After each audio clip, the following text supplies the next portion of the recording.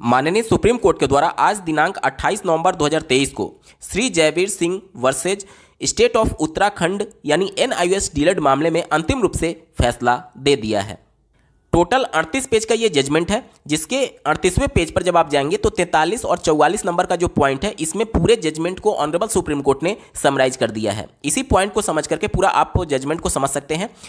लेकिन अगर आप जानना चाहते हैं कि NIOS डीलर्ड की आज सुप्रीम कोर्ट में जो स्थिति थी वह क्यों हुई और किन NCT या फिर MHRD मिनिस्ट्री के किन पत्रों के वजह से NIOS डीलर्ड आज प्राथमिक स्तर की शिक्षक भर्ती से बाहर हुआ है, इन सबके रिगार्डिंग डिटेल में बात तो करेंगे ही करेंगे। साथ ही साथ जो पहले से चयनित हो चुके शिक्षक हैं उन पर क्या प्रभाव पड़ेगा और जो भविष्य में होने वाली रिक्रूटमेंट है उसमें क्या आसार हो सकते हैं, इन सबके रिगार्डिंग भी डिटेल में चर्चा करेंगे। अंत तक जरूर जुड़े रहिएगा। यहां पर 43वें नंबर पॉइंट पे ऑनरेबल सुप्रीम कोर्ट ने अपने पूरे जजमेंट को समराइज किया है। देखिए, जो अपील थी उसको अलाउ किया गया। अब ये अपील किसने किया था सुप्रीम कोर्ट में? जैसा कि आपको ज्ञात होगा, NIOS डीलर्ड के फेवर में ऑनरेबल उत्तराखंड हाईकोर्ट ने जजमेंट दिया था। तो जाहिर सी बात है, सुप्रीम कोर्ट में उत्तराखंड हाईकोर्ट के जजमेंट को जब चैलेंज किया गया तो उत्तराखंड राज्य सरकार और बीएड कैंडिडेट ही चैलेंज किए होंगे, तो उनके इस रीट पिटीशन को अलाउ किया गया। यहां तक क्लियर हो गया। इसके बाद से देखिए, जो 14 सितंबर को जजमेंट दिया गया 2022 में, ऑनरेबल उत्तराखंड हाईकोर्ट के द्वारा उस जजमेंट को क्वैश कर दिया गया, उस जजमेंट को रद्द कर दिया गया और सेट असाइड कर दिया गया। इसका मतलब यह हो गया कि उत्तराखंड हाईकोर्ट ने त्रिपुरा और पटना हाईकोर्ट के जजमेंट को देख करके अपना जजमेंट पास की थी, यानी कि पटना हाईकोर्ट और त्रिपुरा हाईकोर्ट के भी जजमेंट सीधे तौर पर इसे क्वैश माने जाएंगे। आगे आपको और ज़्यादा क्लियर होगा, क्योंकि सुप्रीम कोर्ट ने पटना हाईकोर्ट और त्रिपुरा हाईकोर्ट के साथ साथ NCT से भी बहुत कड़े और तीखे सवाल पूछे हैं अपने इस जजमेंट में। साथ ही साथ यहाँ पर देखिए, तीसरे पॉइंट में साफ तौर पर इन्होंने ये कहा है, original writ petitioners are dismissed, यानी जो भी रीट पिटिशन थे, जो कि ओरिजिनल रीट पिटिशनर कहने का मतलब कि चूंकि उत्तराखंड हाईकोर्ट ने त्रिपुरा और पटना हाईकोर्ट के जजमेंट को देख करके अपना जजमेंट दिया था, यानी ओरिजिनल रीट पिटिशन कौन सा माना जाएगा? पटना हाईकोर्ट वाला, त्रिपुरा हाईकोर्ट वाला, क्योंकि पहले पटना हाईकोर्ट वाला गया, उसके बेस पर त्रिपुरा हाईकोर्ट का जजमेंट आया और इन दोनों के बेस पर उत्तराखंड हाईकोर्ट का जजमेंट आया। यानी ओरिजिनल कौन सा माना जाएगा? कहां से शुरुआत हुई? शुरुआत हुई पटना हाईकोर्ट से। तो वो सब रीट पिटिशन को एक तरीके से डिसमिस कर दिया गया, यानी खारिज कर दिया गया। सुप्रीम कोर्ट के पास ये पावर है कि किसी भी हाईकोर्ट के जजमेंट को डायरेक्टली वो खारिज कर सकते हैं। आगे आपको डीपली पता चलेगा कि किन किन पॉइंट्स को सुप्रीम कोर्ट ने आधार बनाया है। माननीय सुप्रीम कोर्ट से NIOS डीलर्ड की हार की क्या वजह रही, इसके बारे में एक बार डिस्कस कर लेते हैं। यहाँ पर ऑनरेबल सुप्रीम कोर्ट कहती है कि ये जो स्कीम था वो वन टाइम एक विंडो प्रोवाइड करने के लिए था, जो कि इन सर्विस यानी ऑलरेडी टीचर थे, और 1 अप्रैल 2019 के बाद से कोई भी अनट्रेंड टीचर सिस्टम में नहीं रह सकता था। इनकी नौकरी बचाने के लिए ये कोर्स लॉन्च किया गया था।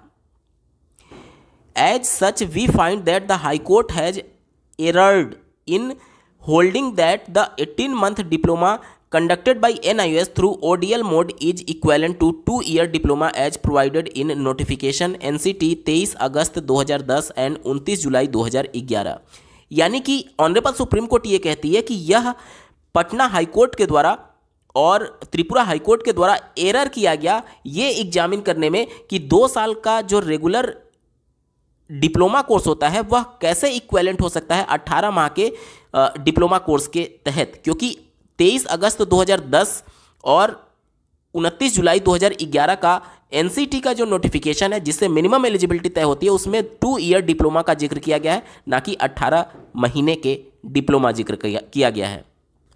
माननीय सुप्रीम कोर्ट ये कहती है कि उत्तराखंड हाईकोर्ट के द्वारा जो फैसला दिया गया वो टोटली रिलाइड कर रहा था, यानी टोटली डिपेंडेंट था हाईकोर्ट पटना के द्वारा और हाईकोर्ट त्रिपुरा के द्वारा जो फैसला दिया गया था उस पर।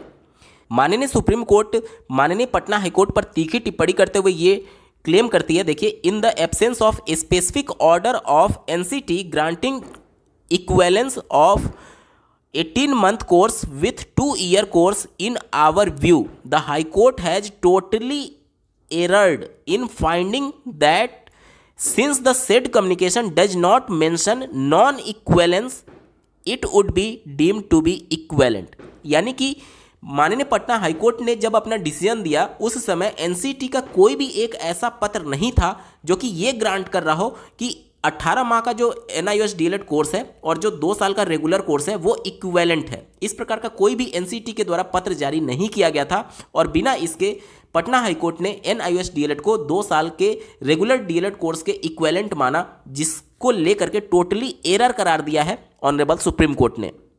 साथ ही यहां पर सुप्रीम कोर्ट ने NCT को भी इसके संबंध में तीखी टिप्पणी की है। देखिए, as a matter of fact we fail to understand as why NCT did not challenge the set order when it's specific stand that the said 18-month course was only for in-service candidate not applicable to fresh one was rejected by High Court। यानी ये कह रही है honourable supreme court की NCT ने इस फैसले को जो कि पटना हाई कोर्ट के द्वारा दिया गया था उसको चैलेंज क्यों नहीं किया, ये इनके समझ से परे है। सुप्रीम कोर्ट ये भी कह रही है कि हम ये भी समझने में असफल हैं कि इस प्रकार का कम्युनिकेशन 6 जनवरी 2021 को NCT के द्वारा पत्र जारी करते हुए क्यों किया गया कि हम पटना हाईकोर्ट के जजमेंट को मानने जा रहे हैं। यहां पर सुप्रीम कोर्ट ने त्रिपुरा हाईकोर्ट पर भी टिप्पणी की है, आप स्क्रीन पर देख सकते हैं। In so far as the high court of Tripura is concern it is again relies on the judgement of high court of Patna. यानी कि त्रिपुरा हाईकोर्ट के द्वारा जो जजमेंट दिया गया वो पटना हाईकोर्ट के द्वारा जजमेंट जो दिया गया था उस पर आधारित दिया गया। साथ ही साथ यहां पर ऑनरेबल सुप्रीम कोर्ट ये भी कहती है कि दोनों high court was not correct in law, यानी कि कानूनी तौर पर दोनों हाईकोर्ट के द्वारा सही नहीं फैसला दिया गया, ऐसा करार दिया गया है सुप्रीम कोर्ट के द्वारा।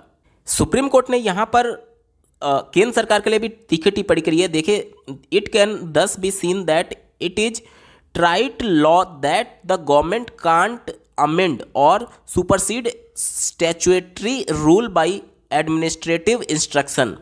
यानी कि केंद्र सरकार एडमिनिस्ट्रेटिव इंस्ट्रक्शन के माध्यम से कोई भी इस प्रकार का रूल या फिर अमेंडमेंट नहीं कर सकती जिसके लिए ऑलरेडी एक संस्था ऑथराइज्ड है NCT। देखिए, यहाँ पर मेनली प्रॉब्लम क्या है, सुप्रीम कोर्ट में जब ये मामला सुना जा रहा था उस समय भी सुप्रीम कोर्ट ने NCT से डायरेक्टली ये सवाल पूछा था कि आपने जो मिनिमम एलिजिबिलिटी 23 अगस्त 2010 को जारी करने के लिए जो राजपत्र जारी किया था, गजट जारी किया था, अगर आप NIOS DLED को रेगुलर 2 वर्षीय DLED के साथ इक्विवेलेंट करना चाहते थे तो आपने इस प्रकार का कोई गजट नोटिफिकेशन या फिर राजपत्र क्यों नहीं जारी किया। सबसे बड़ा सवाल यही है। सुप्रीम कोर्ट अपने जजमेंट में साफ तौर पर कहती है कि ये कोई एडमिनिस्ट्रेटिव इंस्ट्रक्शन दे करके मिनिमम एलिजिबिलिटी को लेड डाउन नहीं किया जा सकता है। यहां पर सुप्रीम कोर्ट ये कह रही है कि ये सभी पत्रों का एनालिसिस करने पर यह साफ तौर पर क्लियर था कि जो NIOS DLED कोर्स डिजाइन किया गया वो इन सर्विस टीचर्स के लिए था और इन सर्विस टीचर्स के लिए इस प्रकार का कानून बनाया जा सकता है, ये NCT के अथॉरिटी में है, लेकिन ये वन टाइम के लिए था। वन टाइम कहने का मतलब कि वो चीज़ें अब बीत चुकी हैं, अब इनको फ्रेश रिक्रूटमेंट में शामिल नहीं किया जा सकता। अगर NCT एक गजट नोटिफिकेशन निकाल करके जो इन्होंने 6 तारीख को 2021 में जो माननीय पटना हाईकोर्ट के जजमेंट के बाद से जो लेटर निकाला, अगर उसको उन्होंने गजट के तौर पर निकाले होते और अमेंडमेंट के तौर पर निकाले होते कि हम 2010 का जो नोटिफिकेशन है 23 अगस्त वाला उसमें अमेंडमेंट कर रहे हैं और उसमें मिनिमम एलिजिबिलिटी में NIOS DLED को भी शामिल किया जाएगा और इस प्रकार का कोई गजट नोटिफिकेशन होता तो आज NIOS DLED के लिए तस्वीर कुछ और होती। निश्चित तौर पर यह NIOS DLED के मामले में NCT से बहुत बड़ी चूक हुई है जिसका खामियाजा आज NIOS के DLED अभ्यर्थी भुगत रहे हैं। सुप्रीम कोर्ट ने लॉ बनाने में यहां पर गलती ये पाई है कि जो RT एक्ट का सेक्शन 23(1) है जिसमें NCT को ऑथराइज किया गया है कि मिनिमम एलिजिबिलिटी समय समय पर वो एक्सरसाइज कर सकती है, वो उसके पावर में है। इसी के पावर का यूज करते हुए 23 अगस्त 2010 को जब RT एक्ट 2009 जब 1 अप्रैल 2010 से प्रभावी हुआ, उसके बाद से पहली बार मिनिमम एलिजिबिलिटी इसी पावर का यूज करते हुए NCT ने डिसाइड किया, जिसके बारे में फिर से इसको रिवाइज किया गया 29 जुलाई 2011 को। सुप्रीम कोर्ट यही कह रही है कि अगर NIOS DLED को एलिजिबल करना था तो इस पावर का यूज करना चाहिए था NCT को, लेकिन हुआ ऐसा नहीं। हुआ कैसे था? MHRD मिनिस्ट्री के द्वारा, जैसा कि आपको ज्ञात होगा, संसद से जब कानून पास हुआ तो MHRD मिनिस्ट्री ने NCT को, जो NCT का रेगुलेशन एक्ट 1993 है उसके सेक्शन 29 के अंतर्गत उनको परमिट किया था या फिर सुझाव दिया था कि आप इस प्रकार का कोर्स डिजाइन करिए। अगर एनसीटी इस प्रकार का एक्सरसाइज करके इस पावर का यूज करते हुए इसमें संशोधन करते हुए अगर एनआईओएस के बारे में एक गजट नोटिफिकेशन निकाल देती, तब ये तस्वीर आज कुछ अलग होता एनआईओएस के संदर्भ में। इसके बाद से सुप्रीम कोर्ट ये कहती है कि हाई कोर्ट ने गलती की है 18 माह के एनआईओएस डीएलएड कोर्स को 2 साल के रेगुलर कोर्स के बराबर करने के संदर्भ में, क्योंकि इस प्रकार का कोई भी मटेरियल प्लेस नहीं किया गया, रिकॉर्ड में नहीं था जो कि इक्विवेलेंट बताए इन दोनों कोर्सेज को, जो एक्सपर्ट बॉडी है एनसीटी के माध्यम से। सुप्रीम कोर्ट ने फिर कहा कि 6 सितंबर 2019 का जो एनसीटी का पत्र है और एमएचआरडी मिनिस्ट्री का जो पत्र है 22 सितंबर का जो रिकॉग्निशन लेटर है एनसीटी का, उन सबसे ये क्लियर होता है कि ये वन टाइम विंडो प्रोवाइड किया गया इन सर्विस टीचर के लिए टू एक्वायर मिनिमम क्वालिफिकेशन। माननीय सुप्रीम कोर्ट ने राम शरण मौर्य वाले केस का भी जिक्र किया है। जैसा कि आपको ज्ञात होगा, उत्तर प्रदेश में 69,000 शिक्षक भर्ती में से संबंधित राम शरण मौर्य वाला केस है। इसमें ऑनरेबल सुप्रीम कोर्ट ने साफ शब्द में कहा है कि ये जो जजमेंट है वो यहाँ पर अप्लाई नहीं किया जा सकता, क्योंकि 22 सितंबर 2017 का जो रिकॉग्निशन लेटर है वो सिर्फ और सिर्फ इन सर्विस टीचर्स को विंडो प्रोवाइड करता है कि 1 अप्रैल 2019 से पहले मिनिमम एलिजिबिलिटी वो एक्वायर कर ले। और इन्हीं सभी पॉइंट्स को आधार बनाते हुए ऑनरेबल सुप्रीम कोर्ट ने एनआईओएस डीएलएड को इन एलिजिबल माना है फ्रेश रिक्रूटमेंट के लिए, यानी कि ये सिर्फ वन टाइम विंडो के तहत इसको एक्सेप्ट किया है, जिसके अंतर्गत जो पहले से सर्विस में है उन पर कोई भी खतरा नहीं होगा। क्यों? क्योंकि ये नौकरी बचाने के लिए ही था, तो अब उनकी नौकरी थोड़ी जाएगी। जब उनकी नौकरी बचाने के लिए था, इस कोर्स को करके वो अपनी नौकरी बचा लिए। जो लग चुके हैं उन पर कोई भी खतरा नहीं है, लेकिन फ्रेश रिक्रूटमेंट में एनआईओएस डीएलएड अभ्यर्थियों के लिए बहुत मुश्किल है इस जजमेंट के बाद से। पहले से जो लग चुके हैं उन पर खतरा नहीं है, लेकिन जो भविष्य में रिक्रूटमेंट होगी उसमें एनआईओएस डीएलएड एलिजिबल नहीं होगा।